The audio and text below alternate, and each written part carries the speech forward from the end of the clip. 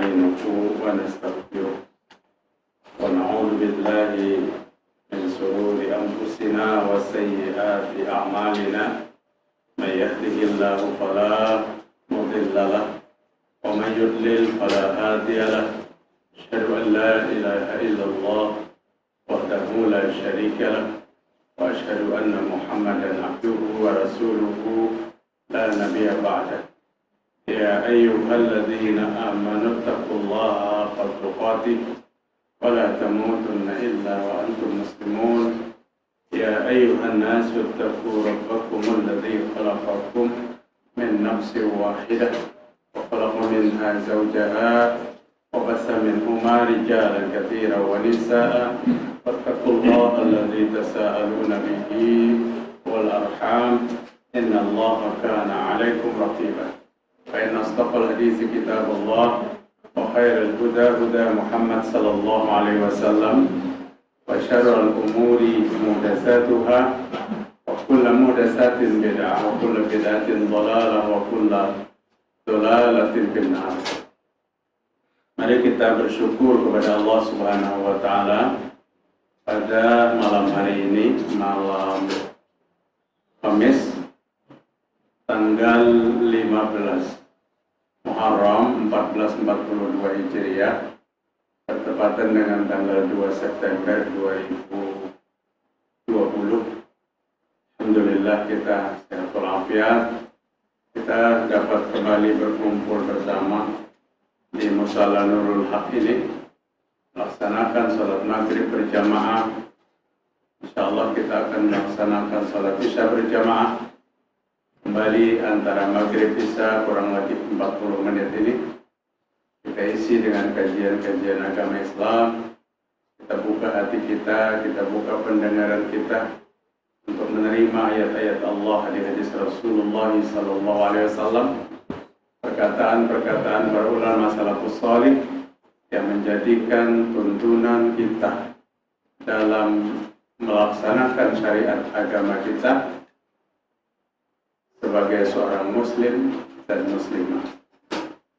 Pada pengajian malam ini, saya ingin sampaikan sebuah hadis Rasulullah sallallahu alaihi wasallam. Hadis sahih diriwayatkan Imam An-Nasa'i tentang 3 ibadah besar yang Nabi tawarkan kepada kita. Ada 3 ibadah besar. Hadis yang berbeda dengan menunjuk 3 amal yang berbeda juga ada. Hadis yang kita angkat, Rasul memerintahkan, menjelaskan, alaika bil hijrati fa innahu la mislalaha, kata Nabi. Hendaklah engkau berhijrah, karena hijrah itu tidak ada bandingan pahalanya. Besar sekali pahalanya. Wa alaika bis shaumi fa innahu la mislalahu. Hendaklah engkau melaksanakan puasa, puasa juga tidak ada tandingan pahalanya. Wa alaika bis sujud, hendaklah engkau memperbanyak sujud, fa innahu la tasjudu lillahi sajadatan. Sesungguhnya tidak ada seorang hamba Allah yang hanya sujud 1 kali saja, illa rafa'akallahu biha darajatan, kecuali Allah mengangkatnya 1 derajat. Wa hatta anha biha khati'atan, dan Allah menghapus baginya 1 dosa, 1 khati'ah. Khati'ah itu produk dari kemaksiatan, dosa. Pada hadis sahih ini, Rasul menawarkan 3 amal yang tidak ada bandingannya. Menurut hadis ini, hijrah, puasa, dan sujud. Di hadis lain dari Abdullah bin Mas'ud radhiyallahu anhu, Nabi juga menjelaskan tentang amal yang paling utama. Amal yang paling utama. Apa amal yang paling utama itu? As-sholatu bi waqtiha. Mengerjakan sholat pada waktunya. Kemudian sahabat bertanya lagi, Adakah selain daripada itu ya Rasul amal utama itu? Karena Nabi menjelaskan, birrul walidaini, berbuat baiklah kepada kedua orang tua. Adakah lagi ya Rasul amal yang utama selain daripada dua macam itu? Al-jihadu fi sabilillah, berjihad di jalan Allah Subhanahu wa taala. Hadis ini diriwayatkan Imam Bukhari. Itu yang maksud ulun berbeda dari dua hadis, dan kedua-duanya hadis ini sahih menjelaskan amal-amal utama. Amal-amal utama. Yang ingin kita angkat hari ini adalah 3 macam: hijrah, puasa, dan sujud. Kalau kita melihat hijrah itu apa yang dimaksud oleh Nabi? Hadis ini kepada kaum muhajirin yang rela meninggalkan anak dan istrinya, rela meninggalkan rumahnya, rela meninggalkan usahanya untuk berhijrah ke Madinah, membawa agama, menyiarkan Islam. Yang di Madinah itu ada kancur jeriang ngaunya sedikit-sedikit. Kamu lakukan kancur jeriang ngau. Itu bahasa orang Bali. Ada pulau warga sedikit-sedikit. Nang ditinggalkan anak bini, ditinggalkan usaha, ditinggalkan rumah tangga, berangkat ke sebuah daerah yang ukuran dahulu jauh Makkah Madinah. Sampai sekarang memang jauh, 450 kilo. Cuma kenapa yang membuat dekat hari ini? Karena naik bis 5-6 jam. 5-6 jam. Dulu kendaraan Nabi apa dalam berhijrah itu? Unta. Perjalanannya berapa? Seminggu hanya sampai Makkah Madinah. Itu pangjalan unta karena kau digas-gas. Apabila kendaraan yang lain kan kita hari ini kau digas-gas. Nah, jarak yang cukup jauh karena masa lalu itu berhijrah. Berhijrah para sahabat ke Madinah untuk menyebarkan agama, dan Madinahlah titik pertama penyebaran Islam ke seluruh jazirah Arab, bahkan sampai ke negeri kita tercinta, Indonesia. Itu asal hijrah. Tapi hari ini kan kita ada disuruh hijrah lagi. Adakah perintah kita hijrah dari Banjarmasin ke Samarinda? Ada.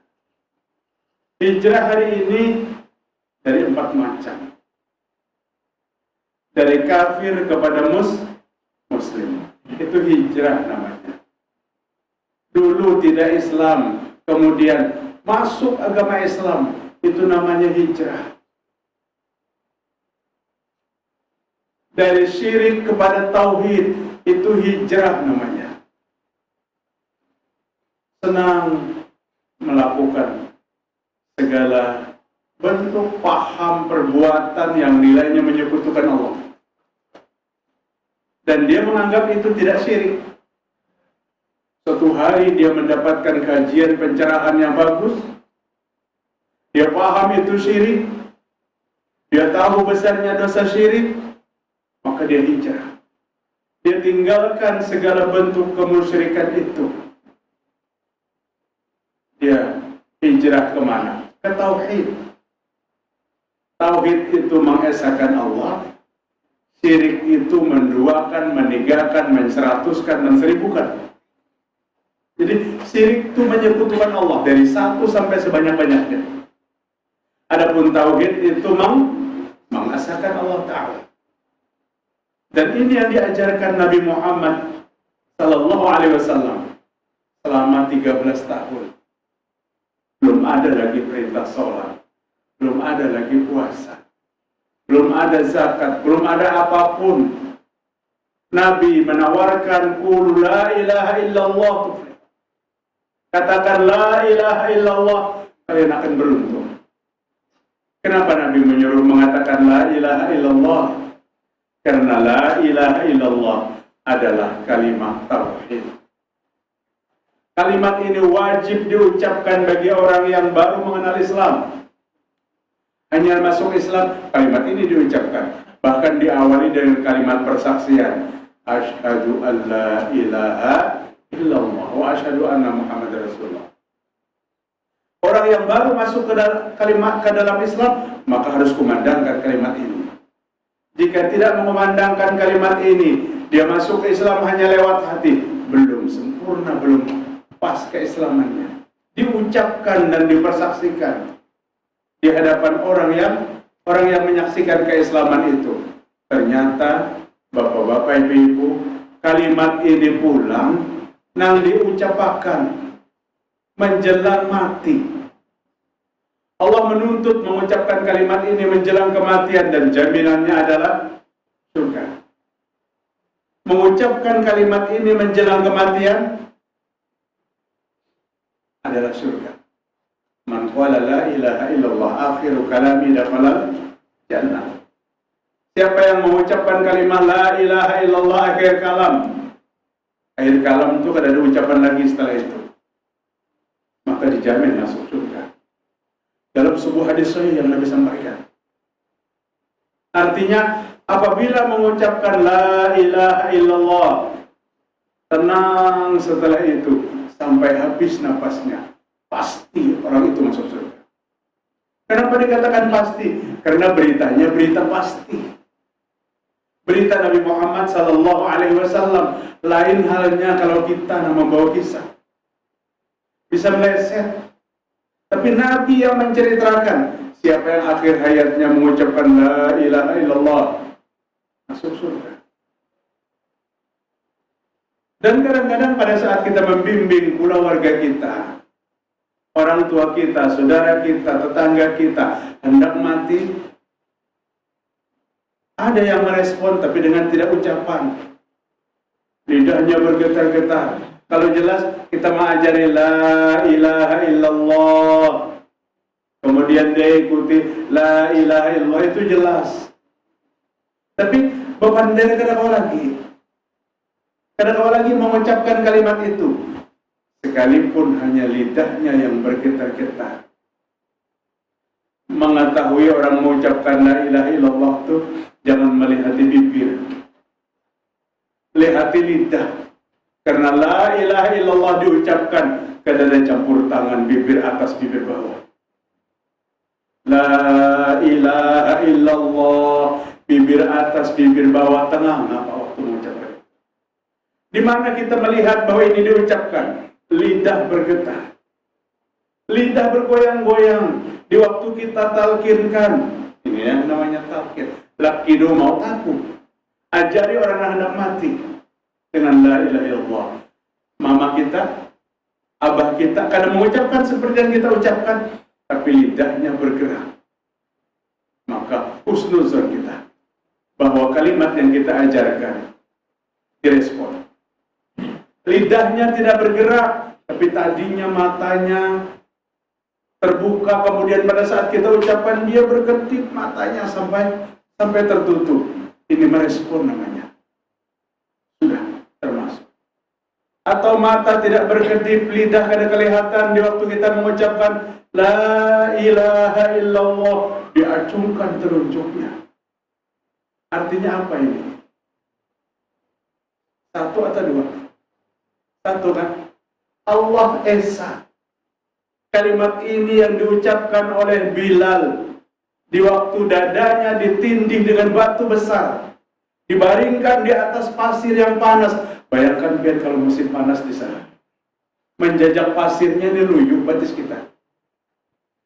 Bila dibaringkan, dadanya ditindih dengan batu besar, apa yang dia ucapkan? Ahad, ahad, ahad. Apa artinya ahad itu? Esa, esa, esa. Sampai yang terakhir diceritakan pada saat seorang sahabat Nabi Muhammad SAW menemui kawannya, diberitakan kepadanya bahwa kawannya sedang sakit parah. Maka dia tengok kawannya yang sedang sakit parah itu. Belum sampai ke rumah kawannya yang sedang sakit parah, dia masih di perjalanan, maka temannya itu sudah meninggal dunia. Begitu dia masuk ke rumahnya, dia tidak menyaksikan lagi temannya apakah mengucapkan la ilaha illallah atau tidak. Dia teringat dengan sabda Nabi Muhammad sallallahu alaihi wasallam, mautul mu'min birasil jabin. Matinya orang yang beriman itu ada keringat lembab di atas alis dan di pelipis, di pepilingan. Maka sahabat itu meletakkan telunjuknya di dahi sahabatnya yang sudah meninggal. Ditariknya ke kanan, sedikit lembab basah di jarinya. Maka dia berkata, Allahu Akbar, Allah Maha Besar. Rasulullah sallallahu alaihi wasallam bersabda, matinya orang yang beriman itu ada keringat di dahi, ada keringat di pelipis. Ini bukti bahwa ini husnul khatimah. Di waktu ayahnya Ustaz Rija Rahman meninggal dunia, kami malam di sana. Melihat besok subuh kan disalatkan di Masjid Al-Jihad. Kata Ustaz Rija, demi Allah Ustaz ulun menghadapi hari ini. Meninggalnya apa? Satu sisi kami bersedih karena mulai hari ini kami berpisah selamanya. Satu sisi kami bergembira. Satu sisi kami bergembira. Karena ulun mendengar ucapan la ilaha illallah begitu indah diucapkan di mulutnya. Kemudian kata Ustaz, ulun letakkan jari di atas dahinya, maka basah jari ini. Ada dua tanda besar yang menandakan husnul khatimah. Iri kita mendengar itu, dengan harapan mudah-mudahan kita mendapatkan yang sama. Mudah-mudahan di akhir hayat kita tidak dipersulit kita untuk bisa mengucapkan la ilaha illallah. Karena ini kalimat wajib yang dikumandangkan menjelang mati. Maka Rasulullah SAW mengatakan, jangan ajarkan apapun, karena manakala seseorang memanggil selain daripada kalimat itu di waktu hendak mati, jelas kematiannya suul khatimah. Jadi kalimat-kalimat yang membingungkan orang tua kita, bapak kita, ibu kita di waktu hendak mati, sehingga dia bingung kalimat apa, karena kebanyakan ajarkan macam-macam. Sepakatlah kita 5 bersaudara menghadapi mama kita, bapak kita di waktu hendak mati. Semua kita sepakat, jangan ada kalimat-kalimat lain kecuali la ilaha illallah. Dari syirik hijrah kepada tauhid. Karena apa? Karena syirik adalah sesuatu dibenci oleh Allah Subhanahu wa taala. Bahkan di dalam surah At-Taubah ayat 3, Annallaha bari'um minal musyrikin wa rasulah. Allah memutuskan hubungan dengan orang yang syirik, dan Rasul sallallahu alaihi wasallam pun memutuskan hubungan. Sakit hati kan? Orang yang diputus hubungan itu sakit hati. Pada saat kita menyayangi seseorang, mencintai seseorang, kemudian diputuskannya hubungan, sakit hati. Apalagi yang menyatakan putus hubungan ini siapa? Allah Rabbul Alamin. Allah Tuhan kita yang menjamin kita mulai lahir sampai mati, rezekinya di tangan Allah Ta'ala. Kata Allah, aku berlepas diri daripada orang yang syirik. Nauzubillah min dzalik. Maka syirik ini kadang-kadang dipaparaki, Pak. Jangan dipaparaki. Siapapun yang menggawinya jangan dituruti. Kadang-kadang seseorang ini syirik karena kejahilan, dia terkecoh kepada orang yang dia idolakan melakukan itu, maka dia ikut melakukannya. Tanamkan akidah kita kuat-kuat. Tidak ada pendapat seorang pun yang berani merontokkan pendapat Allah dan Rasul. Manakala Allah dan Rasul sallallahu alaihi wasallam mengatakan ini syirik, kita tinggalkan itu. Allah putus hubungan dengan kita. Allah berlepas diri lawan setiap manusia yang menyekutukan Allah. Hijrahlah kita dari syirik kepada tauhid. Itu yang namanya hijrah. Kemudian hijrah yang ketiga, hijrahlah kita dari sesuatu yang tidak sunnah kepada yang sunnah. Sunnah dengan bid'ah itu berseberangan.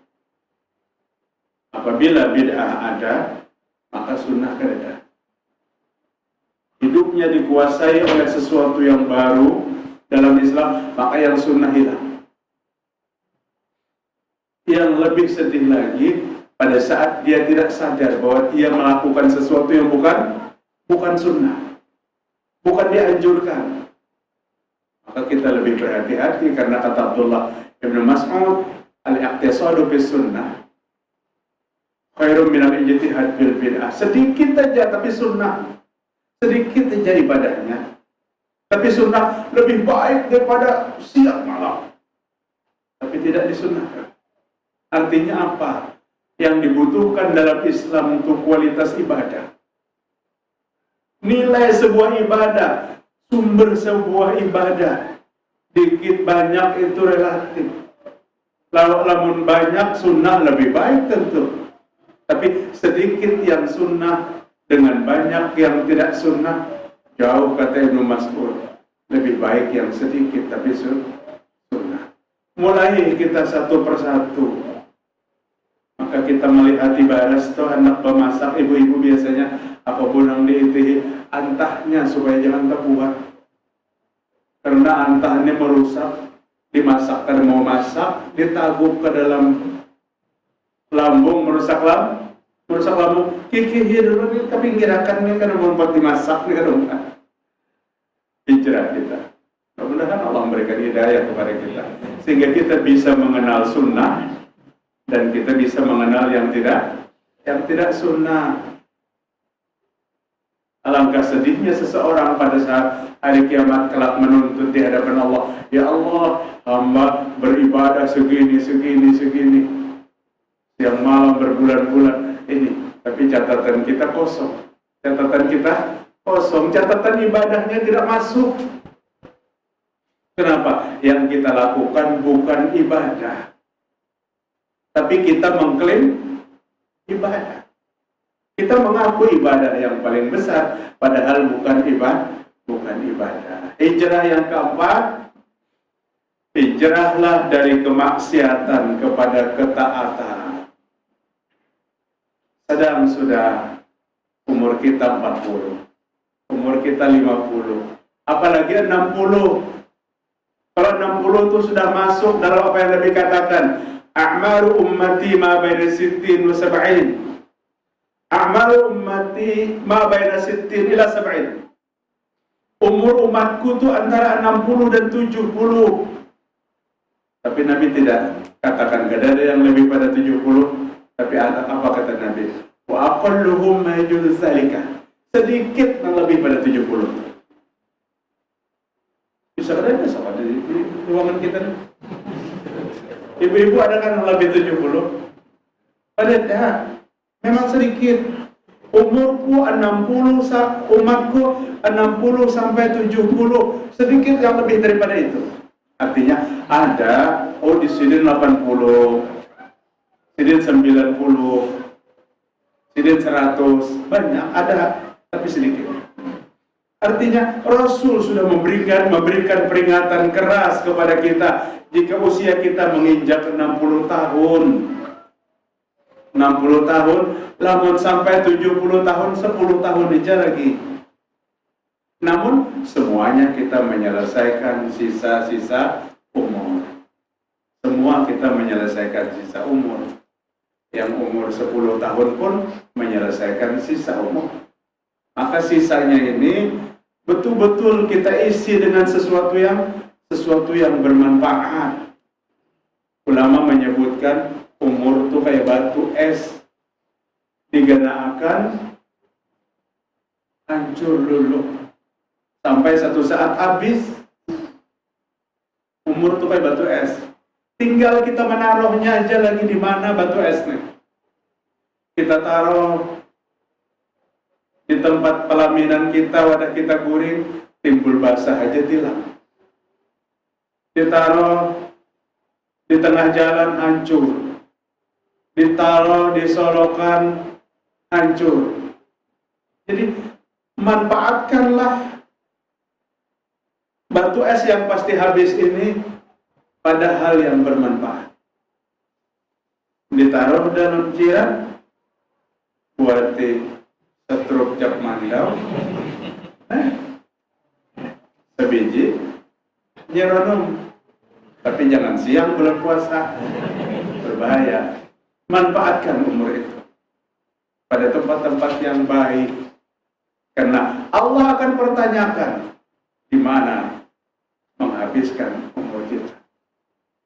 Di mana kita menghabiskan umur kita, itu akan ditanya sebelum manusia dihalau pada hari kiamat. Sebelum manusia dihalau pada hari kiamat. Kembali, inilah hijrah kita. Kalau hijrah para sahabat dari Makkah ke Madinah semingguan berjalannya, Nabi dengan para sahabat itu berminggu-minggu sampai bekal habis. Habis bekal di mana? Di Wadi Qudet. Wadi Qudet itu 150 kilo dari kota Makkah. Belum separuh perjalanan Nabi sudah habis bekal. Ada suami istri, kakek-kakek, nenek-nenek yang membuka kemah di sana setiap hari. Dia memberikan minuman gratis, makanan gratis bagi musafir Makkah dan Madinah. Rasulullah SAW bersama sahabatnya Abu Bakar dan bersama satu orang laki-laki yang membawa ke sana bertanya kepada wanita tua itu, Ummu Ma'bad Al-Huzaiyah, wahai Ummu Ma'bad, adakah lagi persiapan makanan pian, minuman pian? Jadi ada dua orang laki-laki yang mau berhijrah ke Madinah, kehabisan bekal. Bayangkan, perjalanan 150 kilo sudah habis. Makkah Madinah 450 kilo. Sepertiga, baru sepertiga. Apa kata Ummu Ma'bad? Kebetulan habis, makanannya habis, minumannya habis. Wanita tua yang ada di Wadi Qudet itu adalah wanita yang pengasih siapapun yang lewat. Akhirnya dia tawarkan kepada Nabi Muhammad SAW, jika kamu ingin mau, itu sembelihlah kambingku. Aku ada punya kambing, tapi maaf, kambingnya kurus. Kurus kambingnya, sembelih makan mereka berdua. Kata Ummu Ma'bad Al-Huzaiyah, Nabi melihat kambingnya memang kurus, berkunyut tulang aja apabila dia. Ujar Nabi, wahai Ummu Ma'bad, izinkan aku memeras susunya aja. Susunya cukup peras, kami minum. Kata Ummu Ma'bad, pemilik kambing itu aku, dan tahu aku sudah bertahun-tahun ada bebannya lagi susunya. Susunya kan ada lagi, bukan kantongnya kan ada, tapi isinya ada. Maka diizinkan kepada Nabi, maaf, dielus oleh Nabi nang kempen tadi. Kencang, Pak. Kencang. Setelah kencang, apa ini namanya? Mukjizat. Satu kemuliaan yang Allah berikan kepada Rasulullah SAW. Nabi minta mangkok untuk menampungnya. Diperas oleh Nabi, keluar susu segar. Di kantong susu kambing yang sebelumnya kempeng bertahun-tahun ada mengeluarkan susu. Pertolongan Allah kepada Nabi Muhammad SAW. Penuh itu mangkok. Maka Nabi menyerahkan kepada pemiliknya, Ummu Ma'bad Al-Huzaiyah. Kata Nabi, biar meminum pertama. Kalau Nabi menyerahkan satu mangkok itu untuk Ummu Ma'bad, Nabi masih berharap ada mangkok-mangkok berikutnya yang berisi. Ummu Ma'bad meminumnya, diperas lagi, penuh lagi. Nabi suruh Abu Bakar As-Siddiq meminumnya. Berat Abu Bakar meminumnya, tapi kata Abu Bakar, jika aku tidak meminumnya, pasti Rasul tidak akan meminumnya. Maka diminumlah mangkok yang kedua, diperas lagi, penuh lagi mangkok yang ketiga. Seorang laki-laki penunjuk jalan, Nabi suruh untuk meminumnya. Dan pada perasan yang keempat, penuh lagi kambing yang tidak mungkin keluar susunya. Atas mukjizat Allah, atas mukjizat Allah Subhanahu wa Ta'ala. Hadirin rahimakumullah. Kemudian yang kedua, kita kembali kepada tema awal. Ibadah yang ditawarkan oleh Nabi Muhammad Muhammad SAW adalah as-saum, puasa. Fa'innahu la mithla lahu, puasa itu kada ada bandingannya juga ganjaran pahalanya.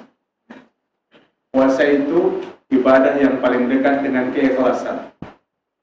Karena jika kita tidak bercerita, orang tidak tahu kita puasa. Paling kita bapak dari pinata nyaring, nang sebelah tejok, kau bisa puasa, sama sih dari dulu. Kan gitu. Paling gitu. Namun kita kada bagi salah, tidak tahu.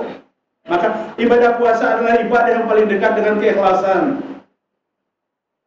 3 hari kita berturut-turut, dan besok insya Allah disunahkan Ayyamul Bid 13, 14, dan 15 setiap bulan. Dan ini tidak pernah ditinggalkan oleh Nabi Muhammad SAW. Rasul mewajibkan puasa Ayyamul Bid 3 hari dalam sebulan sebelum perintah puasa Ramadan datang. Sebelum puasa Ramadan, puasa yang wajib 3 hari dalam sebulan. Puasa Asyura itu diwajibkan oleh Rasul sebelum datangnya perintah puasa. Tahun kedua Hijriyah turun ayat 183 surah Al-Baqarah mewajibkan kepada kita berpuasa sebulan penuh di bulan Ramadan. Maka gugurlah kewajiban Ayyamul Bid, puasa 3 hari sebulan. Gugurlah kewajiban puasa 10 Muharram menjadi sunnatan muakkadah, sunnah yang dikuatkan. Puasa adalah pekerjaannya para anbiya, para sahabat Nabi Muhammad SAW, karena nilainya luar biasa. Dan puasa adalah menjernihkan pikiran, menjernihkan pikiran, membuat hati tenang dengan ibadah puasa. La mislalah, kata Nabi, karena ada bandingan besar pahalanya ibadah puasa. Baik puasa itu wajib ataupun puasa itu sunnah. Yang ketiga, yang terakhir, alaika bisujudi, hendaklah engkau bersujud. Karena apa? Tidak ada seseorang yang sujud 1 kali aja. 1 kali aja sujud.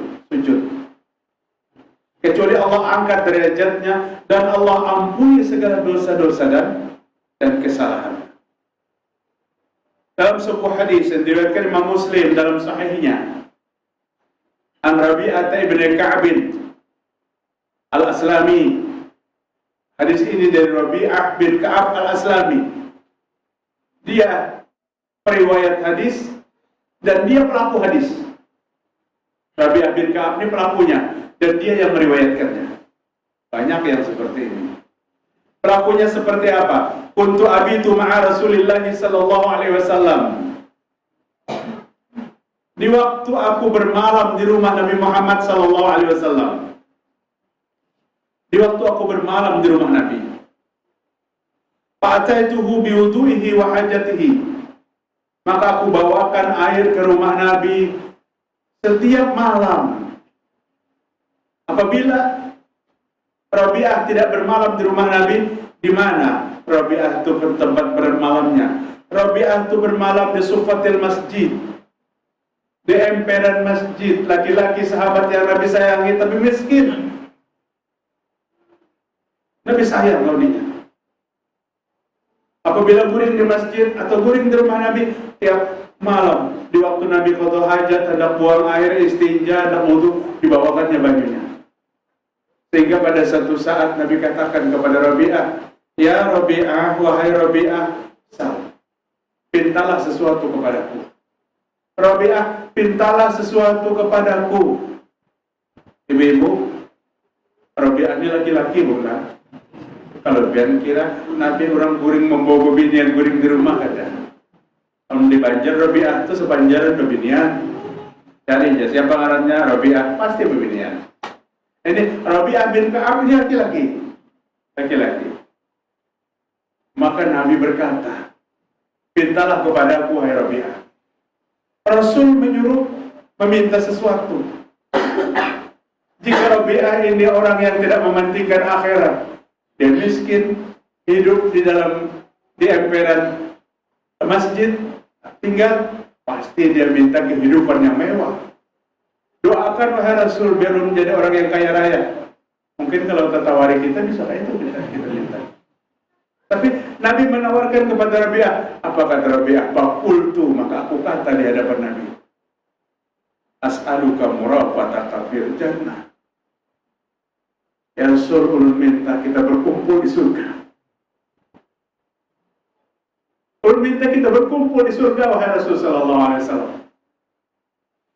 Permintaan ini luar biasa sudah. Luar biasa, permintaan langka.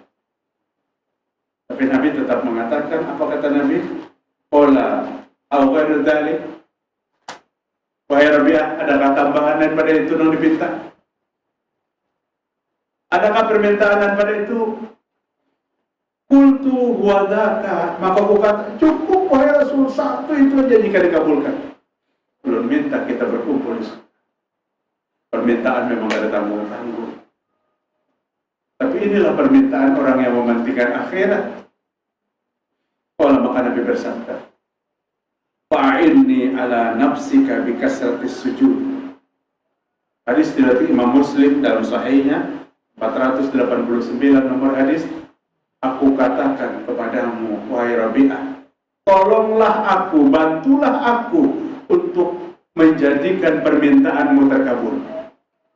Dengan apa wahai Rasul minta bantunya? Bikasratis sujudi, banyaki sujud wahai Rabi'ah.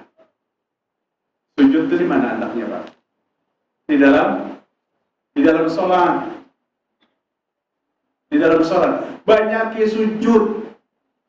Jika 5 waktu kita sholat kelima-limanya, berarti sujudnya berapa kali? 34 kali. Karena 17 rakaat, 1 rakaat 2 kali sujud, 34 kali sujud. Jika kita tambah dengan sunnah rawatib 10 rakaat, qabliyah ba'diyah, kali 2 kali sujud, berapa jumlahnya? 20.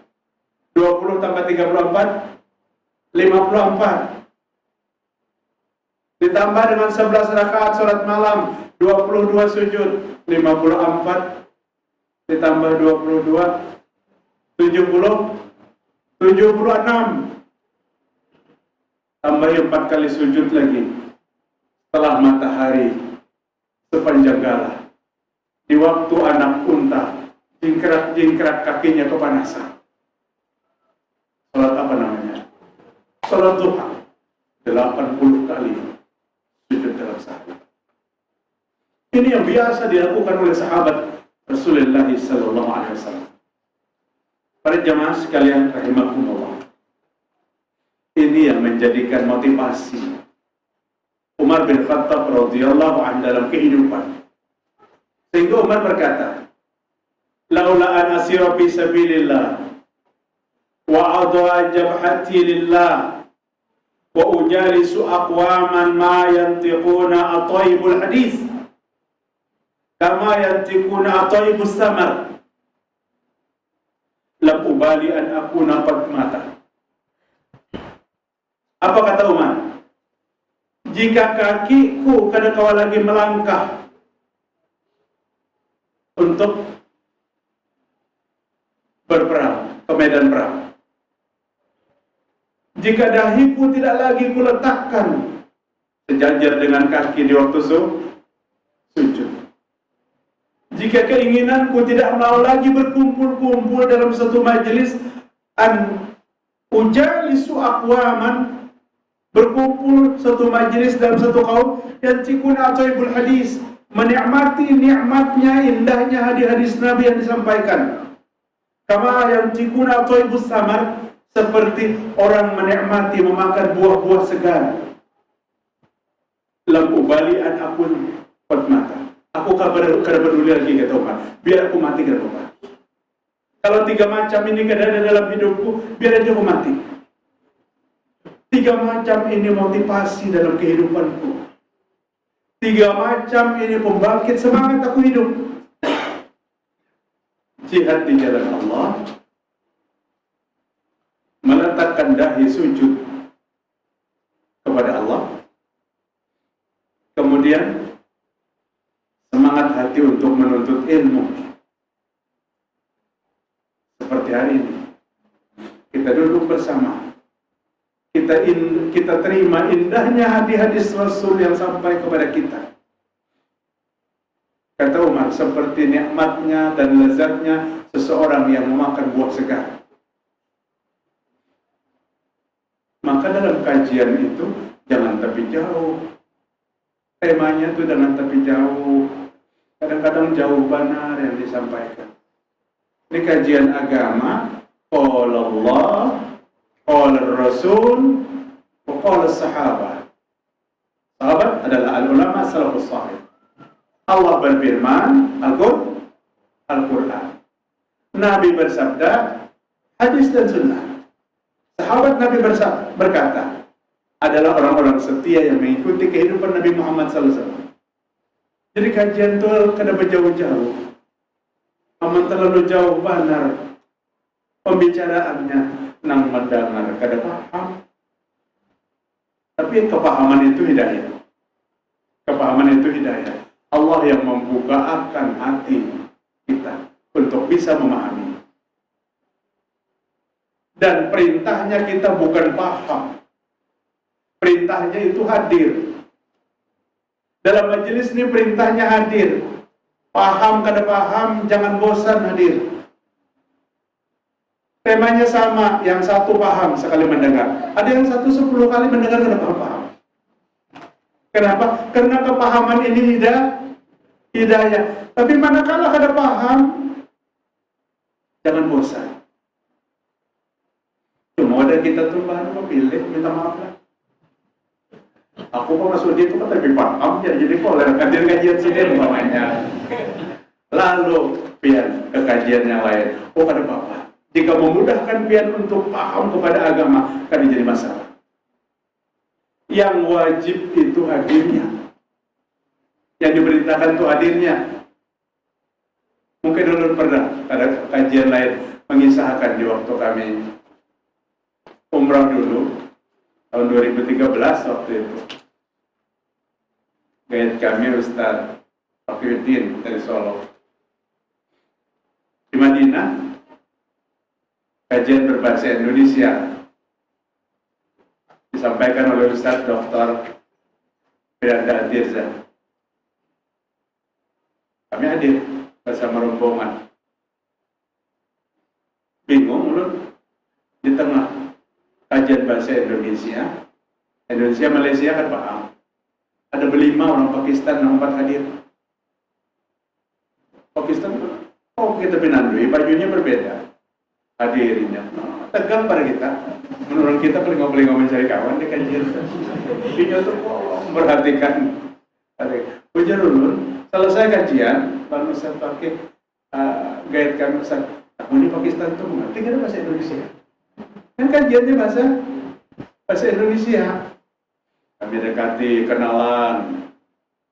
Ngarannya ada yang Abdul Rahman, ada siapa-siapa, 5.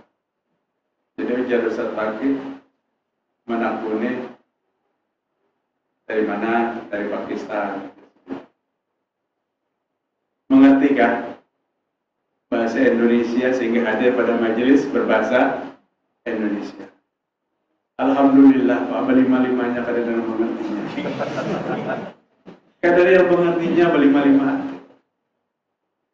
Jadi ujar Ustaz, guide kami, kenapa hadir pada saat kehadiran sampean itu kada mengerti.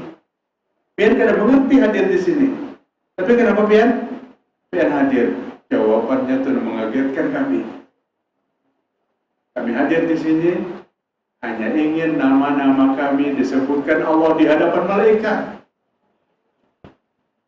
Kan majelis ta'lim itu 4 lah. Pertama, Allah cabut kegelisahan hati. Yang kedua, Allah cucurkan rahmat. Yang ketiga, majelis ini dikelilingi malaikat. Yang keempat, satu persatu nama kita Allah sebutkan di hadapan malaikat. Saking bangganya Allah, ada orang yang duduk mengingat Allah Subhanahu wa Ta'ala. Sipulan bin sipulan, sipulan bin sipulan. Tidak terkecuali, nang kada mengerti. Nang kada mengerti pun disebutkan. Atau umpamanya mengkajian maghrib dia kada kajian subuh.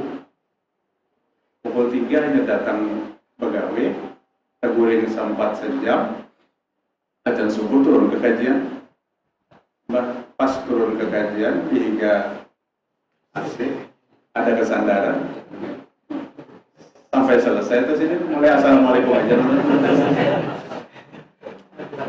Anda berikan, maka kata tiga kawan kan bangun-bangun berikan. Karena najwa, dibanggakan Allah di hadapan para malaikat. Simpulan. Kami menangis supaya mendengar jawabannya itu. Kami berlima hanya minta Allah ikut banggakan di hadapan malaikat bahwa kami hadir dalam satu majelis. Tapi yang bisa berbender itu Ustaz Pakiuddin bahasa Urdunya. Bahasa Urdu, belum ada sama mengerti bahasa Urdu. Inilah nilainya duduk dalam suatu majelis. Bapak Ibu rahimakumullah, sudah simpulkan kajian kita. Ada 3 ibadah yang ditawarkan. Yang pertama, hijrah. Hijrah kita 4 macam. Dari kafir kepada muslim, dari syirik kepada tauhid, dari bid'ah kepada sunnah, dari maksiat kepada taat. Yang kedua, as-shaum, puasa. Seberapa kita mampu? Karena kewajiban puasa, baik puasa wajib atau puasa sunnah, ada persyaratan yang terakhir. Islam balik berakal mampu berpuasa. Kalau apalagi kronis, tidak mampu berpuasa. Bahkan sebulanan puasanya kada puasa, membayarin yang sebulan itu pun kada kawalan puasa.